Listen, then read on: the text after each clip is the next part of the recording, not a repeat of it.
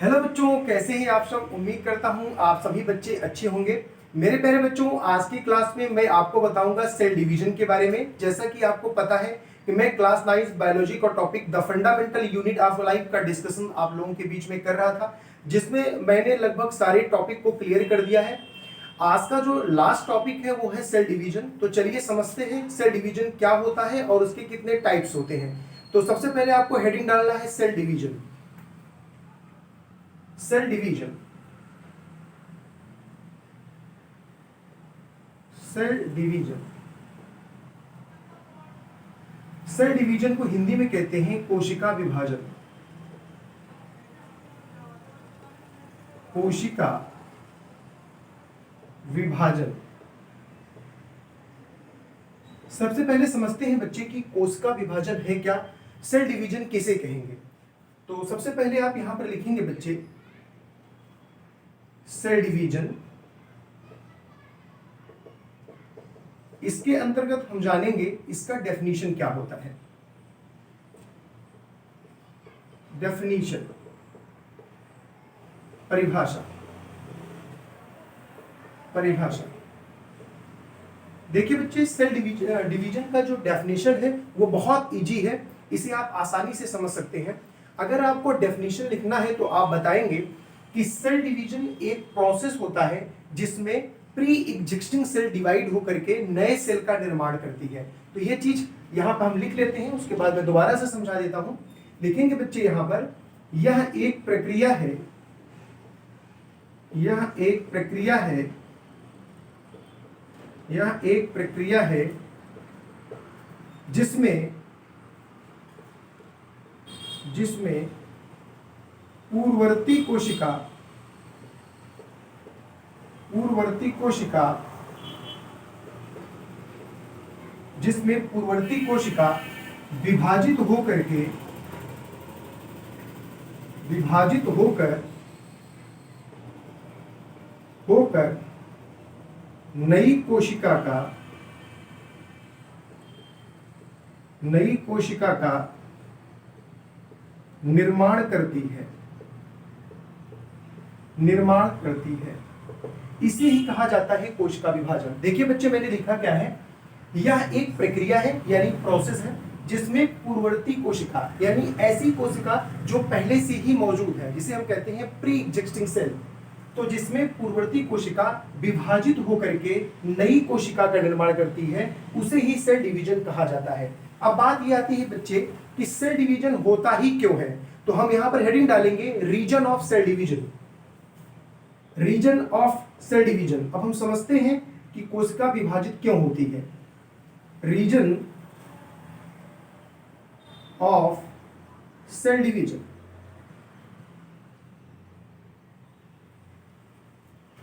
हिंदी में लिख देते हैं यहां पर, कोशिका विभाजन के कारण, कोशिका विभाजन के कारण। ठीक है बच्चे, कोशिका विभाजित क्यों होती है, इसके पीछे क्या लॉजिक है, ये हम समझते हैं। तो देखिए बच्चे, अगर कोई पूछे कि सेल डिवीजन के पीछे रीजन क्या है, कारण क्या है, किस वजह से कोशिका विभाजित होती है, तो आप यहां पर 3 मेजर पॉइंट बता सकते हैं। पहला आप पॉइंट बताएंगे growth of organism. Growth of organisms यानी बच्चे जीवों की वृद्धि के लिए, ग्रोथ के लिए सेल डिवीजन का होना अनिवार्य होता है। दूसरी बात आप यहां पर बताएंगे replace old dead and injured cell. और तीसरी बात बताएंगे बच्चे फॉर गैमेट फॉर्मेशन। देखिए बच्चे, ये 3 मेजर पॉइंट है जिससे हम ये बता सकते हैं कि सेल डिवीजन के पीछे का रीजन क्या है, क्या कारण है कि सेल डिवाइड हो जाता है। तो पहला आप बताएंगे ग्रोथ ऑफ ऑर्गेनिज्म, दूसरा आप बताएंगे replace old dead and injured cell, और तीसरी बात आप बताएंगे फॉर गैमेट फॉर्मेशन। अब इसको हम समझते हैं बच्चे कि ग्रोथ ऑफ ऑर्गेनिज्म का मतलब क्या है बच्चे? इसका मतलब होता है जीवों में वृद्धि। देखिए बच्चे, जब भी जीवों में वृद्धि होगी तो उसमें सेल डिवीजन होना अनिवार्य है, क्योंकि बच्चे जीवों में वृद्धि होने के लिए नंबर ऑफ सेल्स इंक्रीज होने चाहिए, और नंबर ऑफ सेल तभी इंक्रीज करेंगे जब यहाँ पर जो है हमारा जो सेल होगा वो डिवाइड होगा, तभी जाकर किसी ऑर्गेनिज्म का ग्रोथ होगा। दूसरी बात यहाँ पर आता है बच्चे, replace old dead and injured cell. इसका मतलब क्या है बच्चे? इसका मतलब ये होता है जब हमारा सेल ओल्ड हो गया हो और या तो डेड हो गया हो, किसी प्रकार का कोई फंक्शंस नहीं कर पा रहा है क्योंकि वो ओल्ड हो चुका है, ऐसा सेल जो इंजर्ड हो चुका है, ऐसे सेल को रिप्लेस करने के लिए सेल का डिवीजन होना अनिवार्य है। एग्जाम्पल के तौर पे आप समझिए बच्चे, मान लीजिए आप दौड़ते हुए जा रहे हैं और गिर गए, तो गिर जाने से क्या होता है बच्चे? आपका स्किन वहां से छिल जाता है, निकल जाता है। उसकी क्षतिपूर्ति करने के लिए बच्चे वहां पर सेल डिवीजन होता है, तभी जाकर के नई कोशिका वहां बन जाती है। कुछ दिन के बाद आप देखते हैं आपका जो घाव है वो भर जाता है। क्यों भर जाता है बच्चे? क्योंकि वहां पर जो पुराना सेल था वो उसको रिप्लेस कर दिया जाता है और वहां पर नया सेल आ जाता है। इस वजह से आपका जो घाव है वो भर जाता है। तो इस वजह से बच्चे सेल डिवीजन होना अनिवार्य है। और तीसरी बात यहाँ पर लिखा है फॉर गैमेट फॉर्मेशन। तो गैमेट फॉर्मेशन के लिए भी सेल डिवीजन होता है। गैमेट का मतलब होता है बच्चे, जो मेल का स्पर्म होता है और फीमेल का जो ओवम होता है उसी को कहा जाता है गैमेट। तो उसके फॉर्मेशन के लिए सेल डिवीजन का होना अनिवार्य है। तो मेरे प्यारे बच्चों, यहाँ पर हमने सीखा कि सेल डिवीजन क्या होता है, इसका डेफिनेशन क्या होता है और सेल डिवीजन क्यों होता है, इसके पीछे का लॉजिक क्या है। तो ये 3 मेजर पॉइंट आपको अपने दिमाग में रखना है, जिससे आप ये क्लियर हो पाएंगे कि सेल डिवीजन के पीछे का रीजन क्या है। अब हम समझते हैं टाइप ऑफ सेल डिवीजन। तो आप इसका स्क्रीनशॉट ले लीजिए। अगर आप नोट डाउन कर रहे हैं तो अच्छी बात है, नहीं कर रहे हैं तो आप इसका स्क्रीनशॉट ले सकते हैं। चलिए देखते हैं कि इसका टाइप क्या है सेल डिवीजन का। तो मैं इसे रफ कर दे रहा हूं। देखिए बच्चे, टाइप ऑफ सेल डिवीजन की अगर हम बात करें, कोशिका विभाजन के प्रकार की बात करें, तो यहां पर हेडिंग डाल लीजिएगा, types of cell division. Cell division यानी कोशिका विभाजन के प्रकार। तो यहां पर 2 प्रकार की हम चर्चा करेंगे। पहला होता है माइटोसिस और दूसरा होता है मियोसिस। देखिए बच्चे, माइटोसिस को बोला जाता है समसूत्री विभाजन। क्या कहा जाता है बच्चे? इसे कहा जाता है समसूत्री विभाजन। और मियोसिस को कहा जाता है अर्धसूत्री विभाजन। तो याद रखिएगा बच्चे, टाइप ऑफ सेल डिवीजन में हमारा कोशिका जो विभाजन होता है वो 2 तरीके से होता है। एक को हम बोलते हैं माइटोसिस और दूसरे को हम बोलते हैं मियोसिस, जिसे हम हिंदी में कहते हैं समसूत्री विभाजन और अर्धसूत्री विभाजन। अब हम इसे एक एक करके समझते हैं। सबसे पहले हम समझेंगे माइटोसिस। तो मैं यहां पर इसे रफ कर दे रहा हूं और ये हेडिंग हमारा है माइटोसिस। तो हम माइटोसिस को समझते हैं। सबसे पहले हम समझेंगे कॉन्सेप्ट को।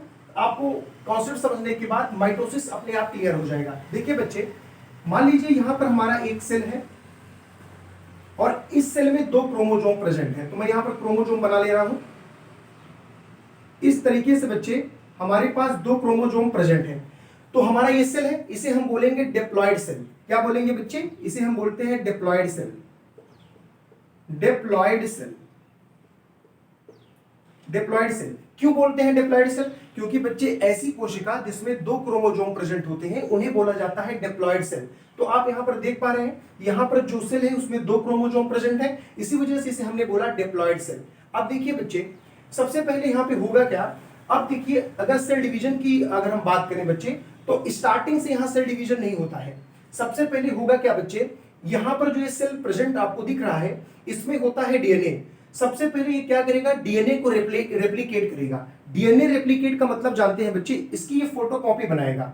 फोटोकॉपी बनाएगा किसका? इसका जो हमारा क्रोमोसोम है इसकी फोटोकॉपी बन जाएगी। जैसे बच्चे आप शॉप पे जाते हैं किसी डॉक्यूमेंट की फोटोकॉपी कराना, तो मैटर वही रहता है बच्चे, लेकिन उसकी कई फोटोकॉपी आप निकाल सकते हैं। तो ठीक उसी तरीके से बच्चे, सबसे पहले यहां पर जो हमारा सेल होगा वो डीएनए को रेप्लिकेट करेगा, यानी क्या करेगा? वो फोटोकॉपी करेगा। और जब फोटोकॉपी करेगा बच्चे, उसी को कहा जाता है डीएनए रेप्लिकेशन। तो सबसे पहले डीएनए रेप्लिकेशन होगा।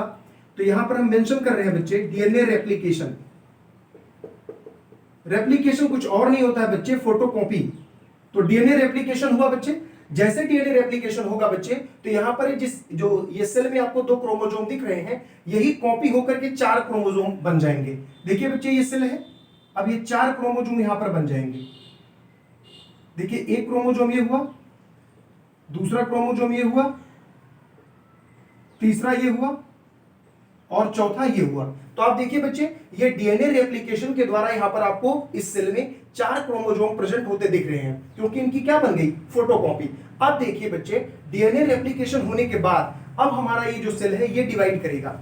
अब ये जब सेल डिवाइड करेगा बच्चे, तो यहां पे देखिएगा, यहां पर 2 सेल बनेंगे।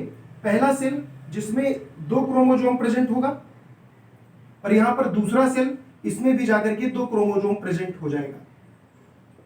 आप देख पा रहे हैं बच्चे, यहां पर जो है क्या हो रहा है, एक समान डिवीजन हो रहा है। यहां पर हमारा ये जो सेल है जिसमें 4 क्रोमोसोम प्रेजेंट है, वो यहां से डिवाइड होगा, यानी हमारा जो सेल है यहां से डिवाइड हो जाएगा। जब वो डिवाइड होगा बच्चे, तो 2 सेल यहां पर बनेंगे, और दोनों सेल में जो है इक्वल्स यहां पर आप देखेंगे क्रोमोसोम आपको प्रेजेंट होते दिखेंगे। एक चीज और देखिएगा बच्चे, जो हमारा ये डिप्लॉयड सेल है, इसी को हम पेरेंट सेल भी बोलते हैं बच्चे। तो पेरेंट सेल में जितना क्रोमोसोम प्रेजेंट है, उतना ही क्रोमोसोम हमारे इस डॉटर सेल में प्रेजेंट है। देखिए बच्चे, ये जो सेल डिवाइड होकर के दोनों सेल बने हैं, इसे डिप्लॉयड सेल या डॉटर सेल हम बोल सकते हैं। क्योंकि बच्चे डिप्लॉयड सेल इस वजह से बोलेंगे क्योंकि इनके सेल में 2-2 क्रोमोसोम प्रेजेंट है, इसलिए डिप्लॉयड सेल है। और यहाँ पर बच्चे इसे हम डॉटर सेल भी बोलते हैं। तो आप देख रहे हैं बच्चे, यहाँ पर जो पेरेंट सेल है जिसमें 2 क्रोमोसोम प्रेजेंट है, तो डॉटर सेल में भी यहाँ पर 2 क्रोमोसोम प्रेजेंट होता दिख रहा है। और इसमें ये पेरेंट्स, ये जहां पर आप देखेंगे ये पेरेंट सेल है, और यहाँ पर आपको 2 डॉटर सेल बनता हुआ दिख रहा है। तो यहाँ पर डिवीजन जो हो रहा है बच्चे, वो समान हो रहा है, इस वजह से इसे कहते हैं समसूत्री विभाजन। तो यहाँ पर जो विभाजन हो रहा है बच्चे, वो समान हो रहा है। हर एक सेल में 2-2 क्रोमोसोम आपको प्रेजेंट होते दिख रहे हैं। इसी प्रोसेस को या इसी जो विभाजन को हम माइटोसिस कहते हैं, समसूत्री विभाजन कहते हैं। यहां पर बस आपको इतना ही याद रखना है बच्चे कि हमारे पहला जो सेल होगा उसमें डीएनए रेप्लिकेशन होगा, उसके बाद क्रोमोसोम की संख्या यहां पर डबल हो जाएगी, तो उसके बाद वो सेल हमारा डिवाइड हो जाएगा, और दोनों सेल में हमारे 2-2 क्रोमोसोम यहां पर आ जाएंगे। चूंकि विभाजन समान है, इस वजह से समसूत्री विभाजन कहा जाता है। यहाँ पर जो डॉटर सेल बनेंगे बच्चे, वो आइडेंटिकल होंगे, ये चीज आपको ध्यान रखना है। और एक चीज मैं आपको और बता दे रहा हूं बच्चों, ये जो माइटोसिस हमारा ये सेल डिवीजन है, ये आपको सोमेटिक सेल में देखने को मिलेगा। यानी जब हमारी बॉडी की ग्रोथ होने की जरूरत होती है, या हमारे सेल्स अगर इंजर्ड हो चुके हैं, डैमेज हो चुके हैं, तो वहां पर उनमें नया सेल बनाने का जो काम करता है वो माइटोसिस करता है। तो माइटोसिस का जो वर्क होता है बच्चे डिवीजन का, वो सोमेटिक सेल में होता है। ये चीज आपको याद रखना है। तो उम्मीद करता हूं बच्चे आपको ये माइटोसिस समझ में आ गया होगा। अब हम समझते हैं मियोसिस। तो हम इसे रफ कर दे रहे हैं बच्चे, और समझते हैं मियोसिस को कि मियोसिस किस तरीके से इसमें से डिवीजन होता है। तो अगली हेडिंग आपको इसमें डालना है बच्चे, मियोसिस। मियोसिस मैंने आपको पहले ही बताया था बच्चे, इसे अर्धसूत्री विभाजन कहा जाता है। इसको हम समझते हैं। मान लीजिए बच्चे, ये हमारा ये सेल है, और इसमें 2 क्रोमोसोम प्रेजेंट है। मैं यहां पर बना ले रहा हूं बच्चे, यहां पर 2 क्रोमोसोम प्रेजेंट है। अब होगा क्या बच्चे, इसमें डीएनए का रेप्लिकेशन होगा पहले जैसा। तो हम यहां पर डीएनए रेप्लिकेशन कर रहे हैं, डीएनए रेप्लिकेशन। अब आपको समझ में आ रहा होगा बच्चे, डीएनए रेप्लिकेशन का मतलब क्या होगा बच्चे, इसका मतलब होता है अब ये फोटोकॉपी बनेगा। यानी यहां पर जो सेल में 2 क्रोमोसोम प्रेजेंट है, यही डबल होकर के क्या हो जाएगा, 4 हो जाएगा। तो डीएनए रेप्लिकेशन हुआ तो कितना क्रोमोसोम बना बच्चे, 4 क्रोमोसोम बना। तो हम 4 क्रोमोसोम यहां बना रहे हैं बच्चे। ये देखिए 4 क्रोमोसोम बन गया। अब देखिए बच्चे, यहां से सेल डिवाइड करेगा। तो यहां पर जब सेल डिवाइड करेगा तो सेम उसी जैसा जैसे पहले डिवाइड हो रहा था माइटोसिस में, तो वैसे यहां भी डिवाइड होगा बच्चे। हर एक सेल में कितना जाएगा, 2-2 क्रोमोसोम जाएगा। हर एक सेल में 2-2 क्रोमोसोम। इस वाले सेल में भी 2 क्रोमोसोम जाएगा। अब देखना बच्चे, यहां पर फर्स्ट डिवीजन हुआ था, यहीं से जो हमारा माइटोसिस का प्रोसेस था वो कंप्लीट हो गया था। लेकिन बच्चे, यहां मियोसिस में ऐसा नहीं होगा। मियोसिस में फर्दर सेल डिवाइड करेगा।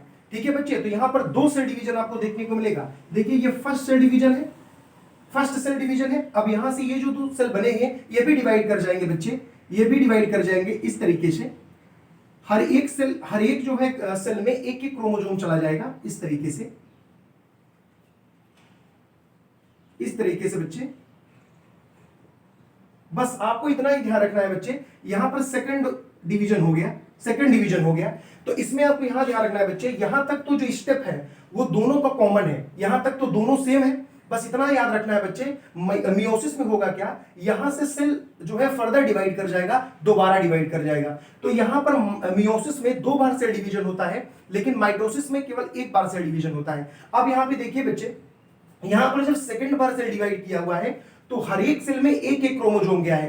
यानी बच्चे पहले हमारे पास हमारे जो डॉटर सेल था, जो हमारा पेरेंट सेल था, उसमें कितने क्रोमोसोम थे, 2 थे। लेकिन अब जो डॉटर सेल बना हुआ है उसमें कितने क्रोमोसोम आ गए, एक एक क्रोमोसोम आ गए, यानी जस्ट आधा हो गया। इसी वजह से इसे कहा जाता है अर्धसूत्री विभाजन, या इसे कहा जाता है मियोसिस, क्योंकि बच्चे यहाँ पर क्रोमोसोम की संख्या जस्ट आधा हो जाता है, इसी वजह से अर्धसूत्री विभाजन कहा जाता है।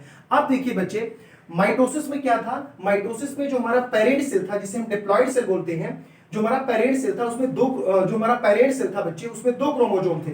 लेकिन यहाँ पे आप देख रहे हैं बच्चे, एक एक क्रोमोसोम आपको देखने को मिल रहा है।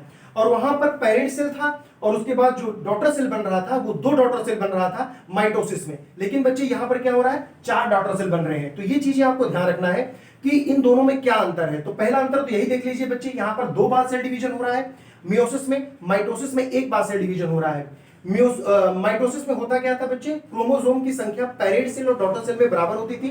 लेकिन बच्चे इनमें क्या था, पेरेंट सेल और डॉटर सेल में दोनों में क्रोमोसोम की संख्या अलग अलग है। पेरेंट सेल में 2 क्रोमोसोम और डॉटर सेल में यहाँ पर एक ही क्रोमोसोम आपको देखने को मिल रहे हैं। वहां पर क्या था, वहां पर पेरेंट सेल था, उसके बाद वहां पर 2 डॉटर सेल बन रहा था। लेकिन बच्चे मियोसिस में ऐसा नहीं है, यहाँ पर एक पेरेंट सेल है और यहाँ पर 4 डॉटर सेल बन रहे हैं। ये आप इनमें जो डिफरेंस है ये भी आप यहीं से देख सकते हैं। तो बच्चे इसी को कहा जाता है मियोसिस। अब बात ये आती है कि मियोसिस कहां देखने को मिलता है। तो याद रखिएगा बच्चे, जो मियोसिस सेल डिवीजन होता है वो जर्म सेल में होता है, यानी जो हमारे रिप्रोडक्टिव ऑर्गन्स होते हैं वहां पर आपको ये देखने को मिलेंगे। और इसी तरीके से अगर हम बताएं बच्चे, तो गैमेट फॉर्मेशन में ही जो है हमारा ये मियोसिस होता है, वही सेल डिवीजन होता है जब गैमेट का फॉर्मेशन होता है। गैमेट का मतलब मैंने पहले ही आपको बता दिया कि मेल का जो स्पर्म और फीमेल का जो ओवम होता है बच्चे, जब ये दोनों आपस में मिलते हैं, फ्यूज होते हैं, तो जाइगोट बनने का प्रोसेस होता है। वहीं पर ये जो मियोसिस सेल डिवीजन है वो वर्क करता है। तो उम्मीद करता हूं बच्चे आपको ये चीजें समझ में आ गया होगा। और आज आपका जो फंडामेंटल यूनिट ऑफ लाइफ, जो आपका चैप्टर है क्लास 9 का, वो पूरी तरीके से कंप्लीट हो चुका है। मेरे प्यारे बच्चों, इस चैप्टर में कोई भी ऐसा टॉपिक नहीं बचा रह गया जिसको मैंने कराया नहीं है। तो जो भी बच्चे अभी इस टॉपिक का वीडियोज नहीं देखे हैं वो हमारे साइंस शिखर यूट्यूब चैनल पर जाकर के वीडियोज को देख सकते हैं, क्योंकि बच्चे वहां पर मैंने सीरियल वाइज ऑलरेडी प्लेलिस्ट बना के रखा है। तो आपको नंबर वाइज वहां पर हमारे वीडियोज मिलेंगे, तो वहां पर आप जाकर के कंप्लीट वीडियो को आप स्टडी कर सकते हैं। थैंक यू बेटा, टेक केयर।